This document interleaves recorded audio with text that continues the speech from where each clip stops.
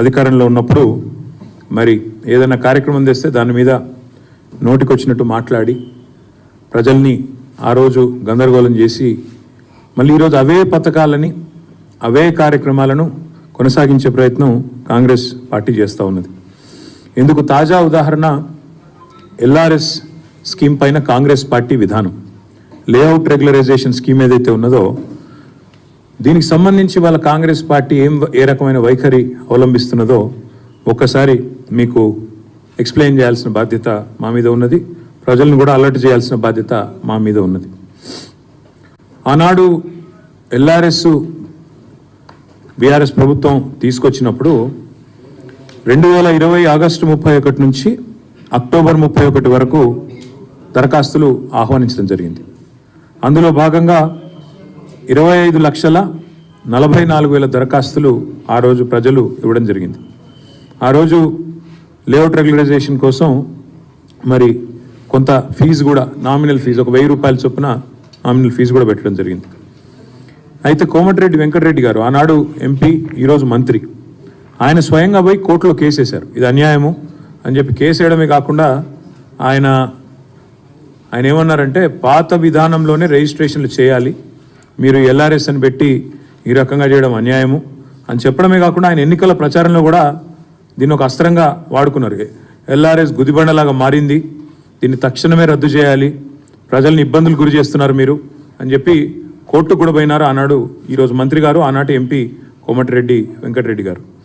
అదేవిధంగా ఆ రోజు టీఆర్ఎస్ ప్రభుత్వం మరి అప్పుడు ఇదే పద్ధతుల్లో ఈరోజు కాంగ్రెస్ ఏదైతే చెప్తున్నదో, కాంగ్రెస్ ప్రభుత్వం ఏదైతే చెప్తున్నదో అదే పద్ధతుల్లో కొన్ని మార్గదర్శకాలు వెలువరించి మరి ఎల్ఆర్ఎస్ క్రమబద్ధీకరణ చేయాలనే ప్రయత్నాన్ని ప్రభుత్వం ఆనాడు చేసింది. చేస్తే ఆ రోజు గౌరవనీయులు ప్రస్తుత ఉప ముఖ్యమంత్రి బట్టి విక్రమార్క గారు అన్నమాట, వారు ఏమన్నారంటే వచ్చేది మా ప్రభుత్వమే, ఎల్ఆర్ఎస్ను రద్దు చేసేస్తాము, చాలా దుర్మార్గమైన విధానం ఇది ఎల్ఆర్ఎస్ అనేది, అసలు ఎల్ఆర్ఎస్ ఎవరు కట్టవద్దు అని చెప్పి బట్టి విక్రమార్క గారు ఆనాడు సిఎల్పి నాయకుడిగా శాసనసభలోనే మీడియా పాయింట్లో ఇది హేతుబద్ధంగా లేదు, కాంగ్రెస్ అభ్యంతరాలు వ్యక్తం చేస్తే సవరణలు చేస్తామన్నారు మీరు, కానీ జీవో ప్రకటించినారు. ఇప్పటికే న్యాయ పోరాటం చేస్తున్న వెంకటరెడ్డి గారికి నేను సంఘీభావం చెప్తా ఉన్నాను, హైకోర్టులో బిల్లు కూడా వేస్తున్నా అని అది చెప్పినారు. చెప్పడంతో పాటు అసలు ఎల్ఆర్ఎస్ రద్దు చేస్తాము, ఎవరు కట్టవద్దు అని బట్టి విక్రమార్క గారు కూడా చాలా స్పష్టంగా కామెంట్ చేసినారు. సరే, ఇక కాంగ్రెస్ పార్టీలో తలా ఒక నాయకుడు తలా ఒక మాట మాట్లాడతారు కాబట్టి ఉత్తమ్ కుమార్ రెడ్డి గారు ఆనాడు మాజీ పిసిసి ప్రెసిడెంటు, ప్రస్తుత మంత్రి గారు, ఆయన అన్న మాట ఏమంటే నో ఎల్ఆర్ఎస్ నో టీఆర్ఎస్, అసలు టీఆర్ఎస్ అనే పార్టీ ఉండకూడదు, ఎల్ఆర్ఎస్ అనేది కూడా మనం చేయకూడదు అని మాట్లాడుతూ ఉత్తమ్ కుమార్ రెడ్డి గారు ఏమన్నారంటే ఆ రోజు మీకు వాళ్ళ వీడియో బయటలు కూడా చూపెడతాను మీకు నేను. ఆ రోజు అన్న మాట ఏంటంటే ఉత్తమ్ కుమార్ రెడ్డి గారు చాలా స్పష్టంగా టీఆర్ఎస్ను బహిష్కరించాలి, తెలంగాణకి వెళ్ళి ప్రజలెవరు ఎల్ఆర్ఎస్ కట్టొద్దు, కాంగ్రెస్ అధికారంలోకి వచ్చాక ఉచితంగా భూములను క్రమబద్ధీకరిస్తాం, ఉచితంగానే ఎల్ఆర్ఎస్కు ఏ ఫీజు లేకుండా చేస్తాము అని స్వయంగా ఉత్తమ్ కుమార్ రెడ్డి గారు అన్నమాట. ఒకసారి మీరు దయచేసి వారు ఏం మాట్లాడారో ఒకసారి నేను మీకు చూపెట్టే ప్రయత్నం చేస్తాను. ఇది ఎవరిది? ఇది బట్టి విక్రమార్క గారు. పార్టీ సంబంధించిన నాయకత్వం కానీ రాష్ట్ర ప్రభుత్వం కానీ రాష్ట్ర ప్రజలపైన ఏదో రకంగా పెద్ద ఎత్తున పడి పన్నుల పేరు మీదనో లేదా ఇంకో దాని పేరు మీదనో వాళ్ళ రక్తాన్ని పీల్చాలనేటువంటి ఆలోచనతో రాష్ట్ర ప్రభుత్వం ఉంది. అన్ని రిజిస్ట్రేషన్లు ఆపి పెద్ద భయాందోళనకు గురి చేస్తా ఉన్నారు ఈరోజు రాష్ట్రంలో. మీరు ఎల్ఆర్ఎస్ కడితేనే రిజిస్ట్రేషన్ అంటున్నారు, రిజిస్ట్రేషన్ ఆపే హక్కు మీకెవడిచ్చిందండి? మేము రాష్ట్ర ప్రజలందరూ కూడా కాంగ్రెస్ పార్టీ పక్షాన విజ్ఞప్తి చేస్తూ ఉన్నాం, భయపడమాకండి. నేను నిన్న మొన్న ఇప్పటిగా మీరు తీసుకొచ్చిన అప్పులన్నింటినీ కట్టడానికి ఆ అప్పుల భారం ఈరోజు ప్రజల మీద వేస్తూ ఉన్నారు ఈ రకంగా. సో ఇది మంచిది కాదని మేము గతంలో కూడా చెప్పాం. ఇంకా 2-3 సంవత్సరాల తర్వాత ఇంకెట్లా ఉంటుందో ఒక్కసారి ఆలోచిస్తేనే భయాందోళనగా ఉంది.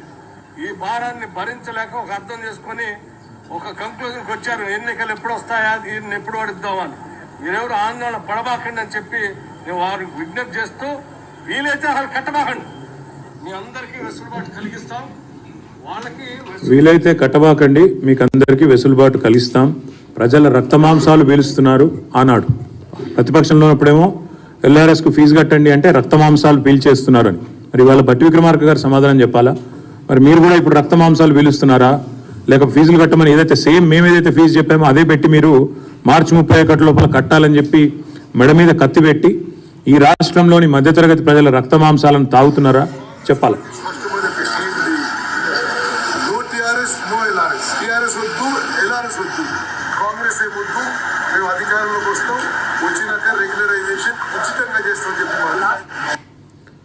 నో టీఆర్ఎస్ నో ఎల్ఆర్ఎస్, మేము కాంగ్రెస్ అధికారంలోకి వస్తాం, రాగానే ఉచితంగా, మళ్ళొకసారి వినండి, ఉచితంగా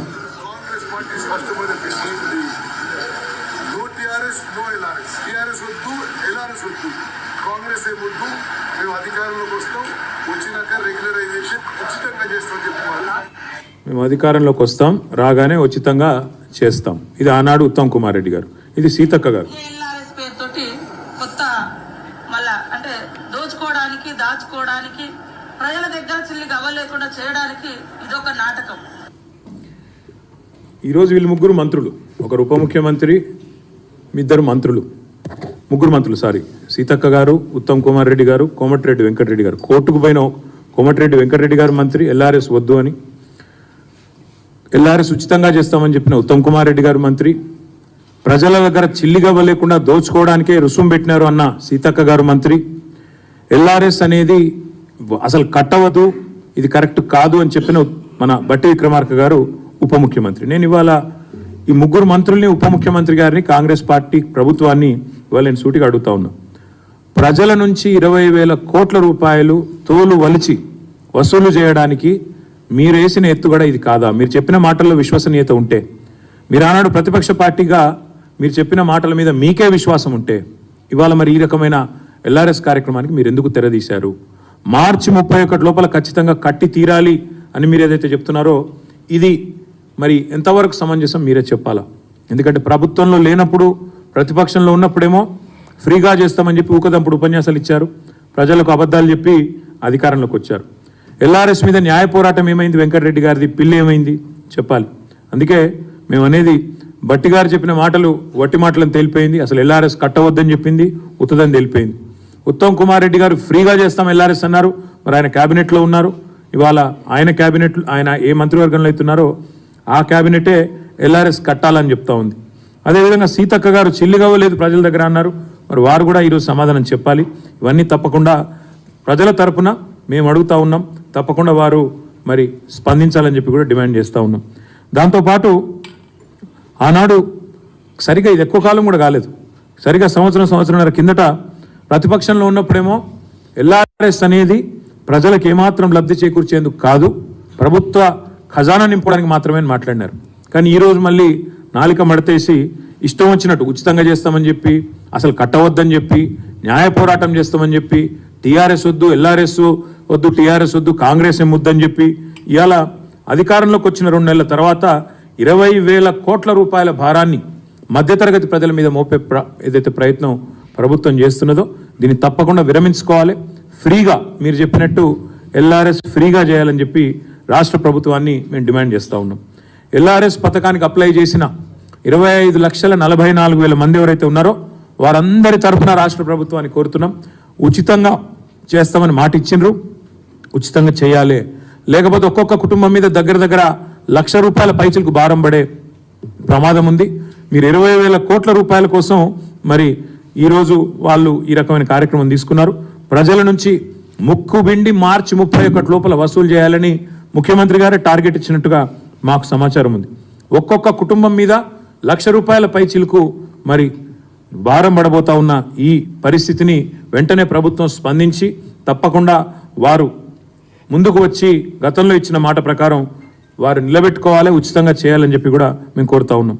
పేద ప్రజలు ఆనాడు బట్టి విక్రమార్క గారి మాట, పేద ప్రజలు కష్టపడి పోగేసుకున్న ఒక్కొక్క రూపాయిని కష్టపడి కొన్ని ప్లాట్లలో పెట్టుబడి పెడితే దాన్ని లాక్కుంటుంది ప్రభుత్వం. ఇవాళ మరి రిజిస్ట్రేషన్ చేయమని మెడ మీద కత్తి పెట్టిందని చెప్పి విక్రమార్క గారు ఆనాడు అసెంబ్లీలో మాట్లాడిన మాట. అందుకే మేము అనేది వెంటనే ప్రభుత్వం స్పందించి మరి తప్పకుండా ఈ విషయంలో వారి వైఖరిని మార్చుకోవాలని డిమాండ్ చేస్తూ ఉన్నాం. ఆ రోజు బట్టి విక్రమార్క గారు చేసిన డిమాండ్ని నేను పునరుద్ఘాటిస్తా ఉన్నా. రిజిస్ట్రేషన్ ఆల్రెడీ అయిపోయింది, మళ్ళీ ఎల్ఆర్ఎస్ ఎందుకు కట్టాలి, అసలు ఎల్ఆర్ఎస్ కట్టకపోతే రిజిస్ట్రేషన్ ఆపే అధికారం మీకు ఎవడిచ్చిండు అనే మాట ఏదైతే అన్నారో నేను వారిని అదే గుర్తు చేస్తూ ఉన్నా. ఉచితంగా రెగ్యులరైజేషన్ చేస్తామన్న ఉత్తమ్ కుమార్ రెడ్డి గారి మాటలు ఒట్టి మాటలా లేదా నిజంగా చిత్తశుద్ధితో చెప్పిన మాటలా తప్పకుండా వారు సమాధానం చెప్పాలి అనే మాట కూడా నేను డిమాండ్ చేస్తూ ఉన్నా. దాంతోపాటు ఆ రోజు ప్రతిపక్షంలో ఉన్నప్పుడు ఒకలాగా, అధికారంలో ఉన్నప్పుడు మరొకలాగా వ్యవహారం చేస్తున్న మీ తీరును కూడా ప్రజలు గమనిస్తున్నారు. 25 లక్షల కుటుంబాలు, ఒకటి కాదు రెండు కాదు, 25 లక్షల కుటుంబాలకు సంబంధించిన ముఖ్యంగా పేద దిగువ మధ్యతరగతి కుటుంబాలు మరి మార్చి 31 లోపల మెడ మీద కత్తి పెట్టి కట్టాల్సిందే అని ముక్కుబిండి వసూలు చేసే ప్రయత్నం ఏదైతే చేస్తున్నారో దీన్ని తప్పకుండా నిరసిస్తున్నాము, ఖండిస్తున్నాము. తప్పకుండా క్షేత్రస్థాయిలో పోరాటాలకు కూడా పిలుపునిస్తూ ఉన్నాం. ఒకవైపు ఇప్పటికే పంటలు ఎండుతూ ఉన్నాయి, నీళ్లు లేక పంటలు ఎండుతూ ఉన్నాయి. మరి ఒకవైపు రైతు కుటుంబాలు కానీ దిగువ మధ్యతరగతి కుటుంబాలు కానీ ఇబ్బందుల్లో ఉన్నాయి. కాబట్టి కాంగ్రెస్ పార్టీ గతంలో ఇచ్చిన హామీని నిలబెట్టుకోవాలని డిమాండ్ చేస్తూ, ఉచితంగా ఎల్ఆర్ఎస్ను అమలు చేయాలని డిమాండ్ చేస్తూ, గతంలో ఈ మంత్రులు మాట్లాడిన మాటలు వారికి గుర్తు చేస్తూ 6వ తారీఖు నాడు, ఈరోజు 4వ తారీఖు, 6వ తారీఖు నాడు అన్ని నియోజకవర్గ కేంద్రాలు రాష్ట్ర వ్యాప్తంగా, హైదరాబాద్లో హెచ్ఎండిఏ కార్యాలయం దగ్గర, అదేవిధంగా జిహెచ్ఎంసీ కార్యాలయం దగ్గర, హైదరాబాద్ కాడికేమో హెచ్ఎండిఏ జిహెచ్ఎంసీ కార్యాలయం, మిగతా అన్ని నియోజకవర్గ కేంద్రాల్లో ధర్నాలకు పార్టీ పిలుపునిస్తూ ఉంది. ఇది మరి ప్రజలు కూడా మాతో కలిసి రావాలని చెప్పి కూడా విజ్ఞప్తి చేస్తూ ఉన్నాం. ఎవరైతే 25,44,000 కుటుంబాలు ఉన్నాయో దీనివల్ల నష్టపోయేవారు, దీనివల్ల ఇబ్బంది పడేవారు, వారందరూ కూడా మద్దతు చెప్పాలని చెప్పి కూడా మేము విజ్ఞప్తి చేస్తూ ఉన్నాం. 6వ తారీఖు నాడు రాష్ట్ర వ్యాప్తంగా ధర్నాలు కూడా చేయబోతా ఉన్నాం. నిరసన కార్యక్రమాల్లో ఇది మొదటిది కాబోతా ఉంది. తదనంతరం జిల్లా కేంద్రాల్లో కూడా మరి జిల్లా కలెక్టర్లను కలవడం, అదేవిధంగా రెవెన్యూ ఆర్డీఓ గారు, కలెక్టర్లు అక్కడ కలెక్టర్లు లేని చోట ఆర్డీఓలు ఉన్న అక్కడ ఆర్డీఓలను కూడా కలిసి మా పార్టీ తరఫున, బాధితుల తరఫున వినతి పత్రాలు కూడా అందజేస్తాం. తప్పకుండా మా పార్టీ తరఫున న్యాయ పోరాటం కూడా చేస్తాం ఈ విషయంలో అని చెప్పి కూడా నేను విజ్ఞప్తి చేస్తా ఉన్నా. గతంలో మరి పిల్లేసిన వెంకటరెడ్డి గారు, గతంలో పెద్ద పెద్ద మాటలు చెప్పిన బట్టి విక్రమార్క గారు, ఆనాడు ఫ్రీ అని ఇవాళ ఫీజు అడుగుతున్న పెద్దలు ఎవరైతున్నారో వీరందరినీ కూడా నేను విజ్ఞప్తి చేస్తా ఉన్నా, స్పందించండి. తప్పకుండా మీరు స్పందించి మీ వైఖరి మరి మార్చుకొని తప్పకుండా మీరు ముందుకు రావాలని విజ్ఞప్తి చేస్తూ, మరి ఈ వీడియోలు ఏవైతే బట్టి గారు చెప్పిన మాటలు, ఏదైతే సీతక్క గారు చెప్పిన మాటలు, ఉత్తమ్ కుమార్ రెడ్డి గారు చెప్పిన మాటలు ప్రతి గ్రామానికి, ప్రతి పట్టణానికి కూడా సోషల్ మీడియా ద్వారా కూడా విస్తృతంగా పంపిస్తాం. వీళ్ళ ద్వంద్వ వైఖరిని, వీళ్ళ 2 నాలుకల విధానాన్ని, ప్రతిపక్షంలో ఉన్నప్పుడు ఒకలాగా, అధికారంలో ఉన్నప్పుడు మరొకలాగా మాట్లాడే వైనాన్ని కూడా ఎండగడతాము. తప్పకుండా 6వ తారీఖు నాడు అన్ని నియోజకవర్గ కేంద్రాల్లో నిరసనలు, 7వ తారీఖు నాడు అన్ని ఆర్డీఓ కార్యాలయాలు, అదేవిధంగా కలెక్టర్ ఆఫీసులను కాడ 33 జిల్లాల్లో కలెక్టర్లకు కూడా విజ్ఞాపన పత్రాలు ఇస్తాం. అప్పటికి ప్రభుత్వం దిగిరాకపోతే న్యాయ పోరాటం కూడా ఈ 25 లక్షల కుటుంబాల తరపున చేస్తాము. మేము కూడా ప్రజలకు విజ్ఞప్తి చేస్తూ ఉన్నాం. ఎల్ఆర్ఎస్ కట్టమని ఎవరైతే అధికారులు ఒత్తిడి చేస్తూ ఉన్నారో, ఫోన్లు చేస్తూ ఉన్నారో వారిని అడగండి, నిలదీయండి. మరి మీరే చెప్పారు కదా కాంగ్రెస్ వస్తే ఫ్రీగా ఎల్ఆర్ఎస్ అని చెప్పారు కదా, ఇవాళ ఎందుకు మాట నిలబెట్టుకోవట్లేదు అనే మాట కావాలంటే ఉత్తమ్ కుమార్ రెడ్డి గారి వీడియోని, బట్టి విక్రమార్క గారి వీడియోని, సీతక్క గారి వీడియోని ఆ అధికారులకు వినిపించి చూపెట్టి తప్పకుండా నిలదీయండి, అడగండి అని చెప్పి కూడా ప్రజలకు విజ్ఞప్తి చేస్తూ ఉన్నాం. ఎందుకంటే ప్రశ్నించకపోతే న్యాయం లభించదు. అధికారంలో రాగానే మాట మార్చిన కాంగ్రెస్ పార్టీ వైనాన్ని 25 లక్షల